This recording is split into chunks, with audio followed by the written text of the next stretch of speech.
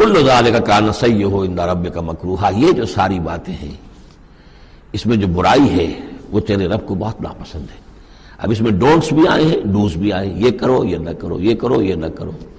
تو ان تمام احکام کے اندر جو حکم ہے اس سے سرتابی کریں گے تو برائی ہے، اور جس چیز سے روکا گیا ہے اس میں ملوث ہوں گے تو برائی ہے، تیرے رب کو بہت پسند ہے، ناپسند ہے۔ ذالک مما اوحی الیک ربک من الحکمہ، یہ ہے وہ کہ جو آپ کے رب نے اے محمد آپ پر وحی کی ہے از قسم حکمت، یہ حکمت کا خزانہ ہے۔ تمدن انسانی، تہذیب انسانی، ثقافت انسانی، اجتماعیت انسانی کے لیے یہ اصول ہیں کہ اگر ان پر انسان کاربند رہے تو اس دنیا کی زندگی کو بھی جنت بنا سکتا ہے۔ وَلَا تَجْعَلْ مَعَ اللَّهِ إِلَٰهًا آخَرَ، لیکن اولین اور آخرین بات پھر وہی ہے، شروع میں بھی یہ تھا وَقَضَىٰ رَبُّكَ أَلَّا تَعْبُدُوا إِلَّا إِيَّاهُ، اول و آخر توحید ہے۔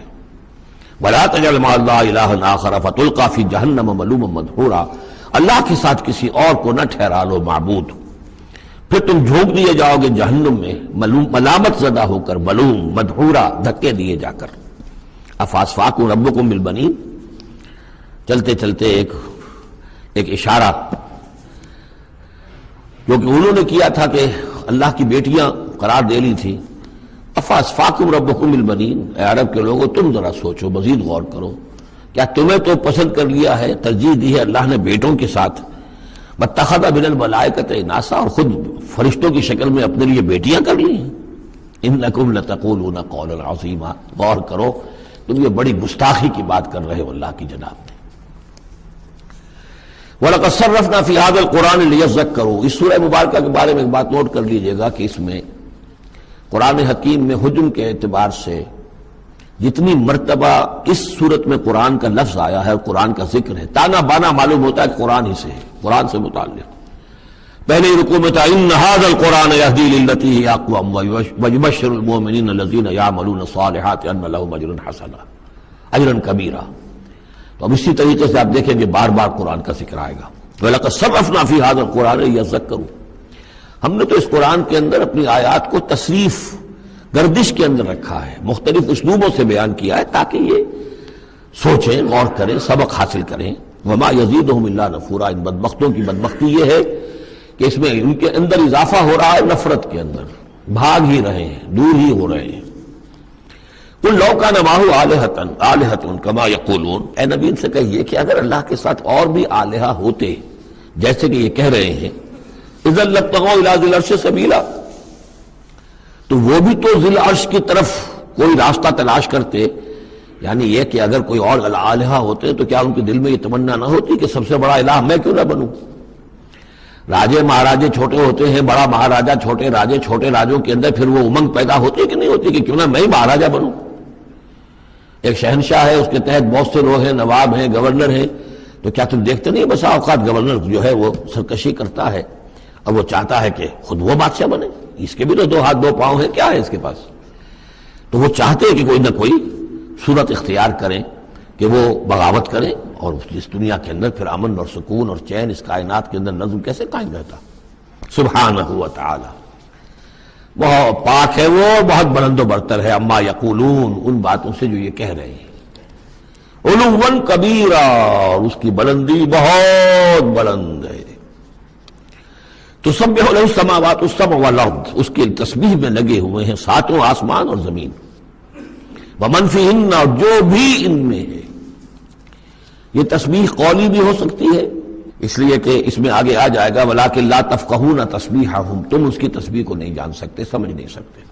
ہر شے کو اللہ نے زبان دے رکھی ہے، جیسے حامد سجدہ میں ہم پڑھیں گے انطقنا اللہ الذی انطق کل شیء، جیسے حامد سجدہ میں ہم پڑھیں گے انطقنا اللہ الذی انطق کل شیء، ہر شے کی کوئی زبان ہے اور وہ اپنی زبان سے اللہ کی تسبیح کر رہی ہے۔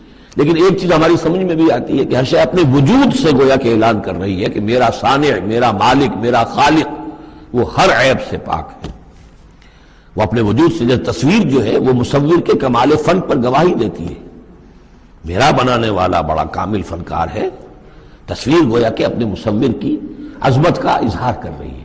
تو اس کائنات کی ہر شے گویا کہ زبان حال سے اللہ کی تسبیح کر رہی ہے۔ وَإِن مِّن شَيْءٍ لَّا يُسَبِّحُ بِحَمْدِهِ، کوئی شے نہیں ہے مگر یہ کوئی تسبیح کرتی ہے اللہ کے حمد کے ساتھ۔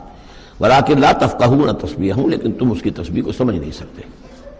انہ کان حلیما غفورا، یقینا اللہ حلیم ہے، تحمل والا ہے، فوراً نہیں پکڑتا، غفور ہے، بخشنے والا ہے۔ وَإِذَا قَرَأْتَ الْقُرْآنَ، پھر دیکھیے قرآن کا تذکرہ ہے۔ اے نبی جب آپ قرآن پڑھ کر انہیں سناتے ہیں جعلنا بینک وبین الذین لا یؤمنون بالآخرۃ حجابا مستورا، تو ہم آپ کے اور ان لوگوں کے مابین کے جو آخرت پر یقین نہیں رکھتے، ایمان نہیں رکھتے، ایک غیر مرئی پردہ حائل کر دیتے ہیں۔ پردہ حائل کیوں ہوا ہے؟ کیونکہ وہ آخرت کو مانتے ہی نہیں، تو متوجہ ہے ہی نہیں، سنجیدگی ہے ہی نہیں، لاؤبالیانہ پن ہے، بابر بحث کوش کے عالم دوبارہ نہیں، اس تو توجہ سے کاہے کو سنیں گے؟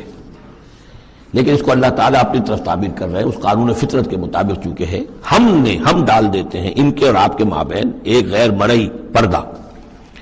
نتیجہ کیا نکلتا ہے؟ وَجَعَلْنَا عَلَىٰ قُلُوبِهِمْ أَكِنَّةً، ان کے دلوں کے اوپر بھی ہم غلاف چڑھا دیتے ہیں، پردے ڈال دیتے ہیں، یفقہوہ، کہ وہ اسے سمجھ نہ پائیں، وفی آذانہم وقرا، ان کے کانوں کے اندر ثقل پیدا کر دیتے ہیں۔ وَإِذَا ذَكَرْتَ رَبَّكَ فِي الْقُرْآنِ وَحْدَهُ، اور جب آپ قرآن مجید میں اپنے پروردگار کا ذکر کرتے ہیں توحید کے ساتھ، اکیلے اسی کا، وَلَّوْا عَلَىٰ أَدْبَارِهِمْ نُفُورًا، تو وہ اپنی پیٹھیں موڑ کر چل دیتے ہیں بدک کر کے، یہ کیا، ایک ہی اللہ، ایک ہی اللہ، ایک ہی اللہ کی رٹ لگا رکھی انہوں نے، اور الہہ بھی تو ہیں، آخر ان کا بھی کچھ ذکر کریں، کبھی ان کا بھی بارے ان کا بھی بیان ہو جائے، لیکن نہیں، یہ تو ایک ہی اللہ کی رٹ لگاتے ہیں، تو وہ بالکل بدک کر چلے جاتے ہیں۔ نحن اعلم بما یستمعون به اذ یستمعون الیک، اور جب اے نبی یہ آتے ہیں آپ کے پاس اور توجہ سے بیٹھ کر سنتے ہیں تو ہمیں خوب معلوم ہے یہ کیا سنتے ہیں۔ میں عرض کر چکا ہوں اس کا پس منظر کہ وہ اپنے عوام پر یہ اثر ڈالنے کے لیے کہ یہ لوگ تو بڑے مخلص ہیں، سمجھنا چاہتے ہیں، پھر ہمارے ذہین ہے، انٹیلیجنسیا ہے ہمارا، یہ ہمارا ایلیٹ ہے، تو یہ جا کر سوچتے ہیں پھر آخر کوئی بات نہیں ہوگی محمد کے پاس کہ یہ لوگ جو ہیں پھر خالی ہاتھ واپس آتے ہیں۔ ہمیں خوب معلوم ہے جو یہ سننے کے لیے آتے ہیں آپ کے پاس تو کیا سننے آتے ہیں۔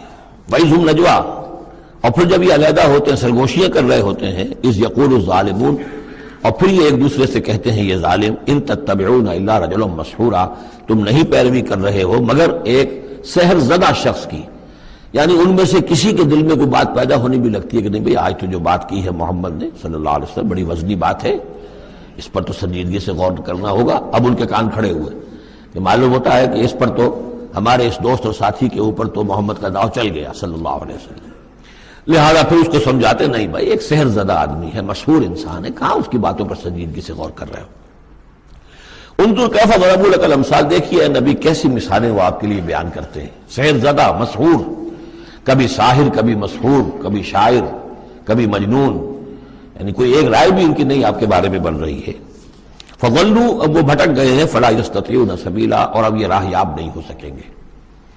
وقالوا اذا كنا عظاما ورفاتا، اور وہ کہتے ہیں کہ کیا جب کہ ہم ہڈیاں ہو جائیں گی اور چورا چورا ہو جائیں گی ہماری ہڈیاں بھی، ہمارا گوشت گل سڑ کر جو ہے راکھ ہو جائے گا، انا لمبعوثون خلقا جدیدا، کیا کہہ رہے ہیں محمد صلی اللہ علیہ وسلم، کیا پھر ہمیں اٹھا لیا جائے گا ایک نئی زندگی، ایک نئی تخلیق؟ گویا کہ انہیں یہ بہت محال معلوم ہوتا ہے، ناممکن ہے۔ قل کونوا حجارۃ او حدیدا، اے نبی ان سے کہیے کہ تم تو ہڈیوں کی بات کر رہے ہو اور مٹی کی بات کر رہے ہو، خواہ تم پتھر بن جاؤ، لوہا بن جاؤ، او خلقا مما یکبر فی صدورکم، یا اس سے بھی زیادہ کوئی سخت چیز جو تمہارے دلوں میں ذہن میں ہو، تمہارے اس کا تصور کر سکتے ہو، وہ بن جاؤ، تب بھی اللہ اٹھا لے گا۔ فسیقولون من یعیدنا، پھر وہ کہیں گے اچھا کون ہمیں اٹھائے گا دوبارہ، کون ہمیں دوبارہ پیدا کرے گا؟ قل الذی فطرکم اول مرہ، کہیے وہ جس نے تمہیں پہلی مرتبہ پیدا کیا۔ فَسَيُنْغِضُونَ إِلَيْكَ رُؤُوسَهُمْ، تو پھر وہ آپ کے سامنے اگر آپ نے سڑکوں کو مٹکائیں گے، سروں کو، ہاں ٹھیک ہے، لیکن وَيَقُولُونَ مَتَىٰ، کب ہوگا ایسا بتائیے؟ قُلْ عَسَىٰ أَن يَكُونَ قَرِيبًا، کہہ دیجئے ہو سکتا ہے قریب آئی ہوئی تمہاری شامت جو ہے ہو سکتا ہے دور نہ ہو۔ یوم یدعوکم فتستجیبون بحمدہ، جس دن کہ وہ تمہیں پکارے گا جب تم اپنی قبروں میں ہوگے یا گلے سڑے ہوئے ہڈیوں کی شکل میں ہوگے، لیکن تم چلے آؤ گے اس کی پکار پر لبیک کہتے ہوئے، بحمدہ، اس کی حمد کرتے ہوئے، وتظنون ان لبثتم الا قلیلا، اور تم گمان کرو گے کہ نہیں رہے ہم مگر بہت تھوڑا سا عرصہ دنیا میں بھی، اور یہ پورا عالم برزخ جو ہے یہ بھی کوئی تھوڑا سا ہی عرصہ تھا جو ہم گزار کر آئے۔ وَقُلْ لِعِبَادِي يَقُولُوا الَّتِي هِيَ أَحْسَنُ، اے نبی میرے بندوں سے کہہ دیجئے، اب یہ عبادی کون ہے؟ اہل ایمان، بجائے یا ایھا الذین آمنوا کہنے کے قُلْ لِعِبَادِي، میرے بندوں سے کہہ دیجئے، یقولوا الَّتِی هِیَ أَحْسَنُ، وہ بات کیا کریں عمدہ، مطلب یہ ان کی طرف سے کوئی تلخی کی بات نہیں ہونی چاہیے۔ اب ان لوگوں کے آباء و اجداد سے بنے ہوئے ان کے خیالات ہیں، عقائد ہیں، ان کی ریتیں ہیں، ان کی رسمیں ہیں، ان کی حمیت ہے، ان کی غیرت ہے، عوام میں جہالت ہے، ان کے چودھریوں میں اپنے مفادات، اپنی حیثیت، اس کا احساس ہے۔ لہذا یہ تمام رکاوٹیں جو ان لوگوں کے راستے میں حائل ہیں ان کا خیال کریں، تو اپنا جو داعی جو ہے اس کے اندر تحمل ہونا چاہیے، حلم ہونا چاہیے، داعی کہیں مشتعل نہ ہو۔ قل لعبادی یقولوا التی ہی احسن، انہیں بات کرنی چاہیے عمدہ۔ ان الشیطان یلدغ بینہم، یقین شیطان تو چاہے گا کہ ان کے درمیان کوئی لڑائی شروع کرا دے، ہاتھا پائی شروع کرا دے۔ ان الشیطان کان للانسان عدوا مبینا، یقیناً شیطان جو ہے وہ تو انسان کا کھلا دشمن ہے ہی۔ ربکم اعلم بکم، تمہارا رب تم سے خوب واقف ہے۔ ان یشاء یرحمکم، وہ چاہے گا تو تم پر رحم فرمائے گا، اور یشاء یعذبکم، چاہے گا تمہیں عذاب دے گا۔ وما ارسلناک علیہم وکیلا، اور نبی ہم نے آپ کو ان پر کوئی داروغہ بنا کر نہیں بھیجا ہے کہ آپ ذمہ دار ہیں ان کو ہدایت پر لانے کے، نہیں۔ یہ معاملہ ہر شخص کا اپنا ہے، ذاتی ہے، ہز اون چوائس۔ وَرَبُّكَ أَعْلَمُ بِمَنْ فِي السَّمَاوَاتِ وَالْأَرْضِ، اور اللہ آپ کا رب خوب جانتا ہے ان تمام چیزوں کو کہ جو آسمان میں ہے اور زمین میں ہے۔ وَلَقَدْ فَضَّلْنَا بَعْضَ النَّبِيِّينَ عَلَىٰ بَعْضٍ، اور ہم نے بعض انبیاء کو بعض انبیاء پر فضیلت دی ہے۔ اب چونکہ یہ مسئلہ وہی ہے، آخری دور ہے مکے کا، اور وہ خبریں پہنچ چکی ہیں، اور یہ صورت بنی اسرائیل کے تاریخ سے شروع ہو رہی ہے، تو اب ظاہر بات ہے کہ ایک مسئلہ اٹھ کھڑا ہوگا کہ آیا موسیٰ افضل ہے یا محمد افضل ہے، یا یہ کہ عیسیٰ افضل ہے یا محمد افضل ہے صلی اللہ علیہ وسلم علیہ الصلوۃ والسلام۔ تو یہاں پر مسلمانوں کو اس دعوت اور تبلیغ کے جو تقاضے ہیں ان کے حوالے سے کہ اس بحث میں تم نہ پڑو۔ اگر اس بات کو تم زیادہ زور دو گے ان میں حمیت پیدا ہو جائے گی، جیسے ہمارے ہاں وہ کھڑے ہو کر الاپتے ہیں سارے نبیوں سے افضل ہمارا نبی۔ ٹھیک ہے، وہ ہے افضل، لیکن خود انہوں نے کہا ہے کہ مجھے یونس ابن متہ پر بھی فضیلت مت دو۔ حضور کے صریح حکم کی خلاف ورزی کرتے ہیں جو یہ کہتے ہیں، ہے افضل، اس میں کوئی شک نہیں، لیکن یہ کہ اس افضلیت کا اس طریقے کا چرچا کرنا جو ہے اس سے دوسروں کے اندر ایک جو ہے منفی کیفیات پیدا ہوتی ہیں۔ اس حوالے سے حضور کی حدیث ہے یہ، مجھے یونس ابن متہ پر بھی فضیلت مند ہو۔ یونس وہ ہے رسولوں میں سے ایک ہی رسول ہیں دنیا میں جنہیں کچھ اللہ نے سزا دی ہے، پکڑ ہوئی ہے، اور کسی کا معاملہ نہیں۔ یہ سورہ یونس میں ہم دیکھا ہے، تو آپ نے فرمایا مجھے یونس پر بھی فضیلت مند ہو، اس لیے کہ اس بات میں مت پڑھو۔ وَلَقَدْ فَضَّلْنَا بَعْضَ النَّبِيِّينَ عَلَىٰ بَعْضٍ، ہم نے بعض نبیاء کو بعض نبیاء پر فضیلت دی ہے، بس اصولی بات ہے۔ تِلْكَ الرُّسُلُ فَضَّلْنَا بَعْضَهُمْ عَلَىٰ بَعْضٍ۔ اب یہاں دیکھیے خاص طور پر پھر ان کے نبی کا ذکر کیا جا رہا ہے، وَآتَيْنَا دَاوُودَ زَبُورًا، ہم نے داؤد کو زبور عطا کی تھی۔ ہم ان انبیاء اور رسل کے جو عظمتیں ہیں، ان کے جو مقامات ہیں، ان کے اعتراف میں، ان کے اعلان میں ہمیں کوئی باک نہیں، ہمیں کوئی جھجک نہیں۔ قُلِ ادْعُوا الَّذِينَ زَعَمْتُم مِّن دُونِهِ، کہیے ان سے کہ پکارو انہیں جنہیں تم سمجھتے ہو کہ اللہ کے سوا کوئی معبود ہے، کوئی کار مختار وہ بھی ہیں۔ فَلَا يَمْلِكُونَ كَشْفَ الضُّرِّ عَنكُمْ وَلَا تَحْوِيلًا، تو انہیں کوئی اختیار حاصل نہیں ہے نہ تو تم سے کوئی تکلیف دور کرنے کا اور نہ ہی کوئی حالت کو بدل دینے کا۔ اولئک الذین یدعون، وہ ہستیاں جنہیں یہ پکار رہے ہیں۔ پکارنے والوں میں دیکھیے کہ پکارنے میں ایک تو ایسے بھی تھے خیالی ہستیاں جن کا کوئی وجود ہی نہیں، من گھڑت، لیکن پکارے جانے والے انبیاء، اولیاء اللہ یا فرشتے یہ بھی تو ہو سکتے ہیں نا۔ لیکن اس عالم امر میں، اس عالم غیب میں ان کا حال کیا ہے جنہیں یہ پکار رہے ہیں؟ ہم کئی دفعہ دیکھا ہے انہیں پتہ بھی نہیں کہ یہ ہمیں پکار رہے ہیں۔ قیامت کے دن وہ تو انکار کریں گے، ہمیں کوئی معلوم نہیں تھا کہ تم نے ہمارے ساتھ یہ گستاخیاں کی ہیں اور ہمیں شرمندگی کا سامان بن گئے ہو کہ اللہ تعالیٰ کے سامنے ہماری شرمندگی ہے کہ اللہ تعالیٰ کے ہاں پیش ہو رہے ہیں کہ ہمیں مد مقابل بنایا گیا اللہ کا۔ لہذا اولئک الذین یدعون یبتغون الی ربہم الوسیلۃ، اس عالم غیب میں وہ تو خود اللہ کے، اپنے رب کے تقرب کے متلاشی ہیں۔ یہ وسیلہ کا لفظ آ چکا ہے اس سے پہلے۔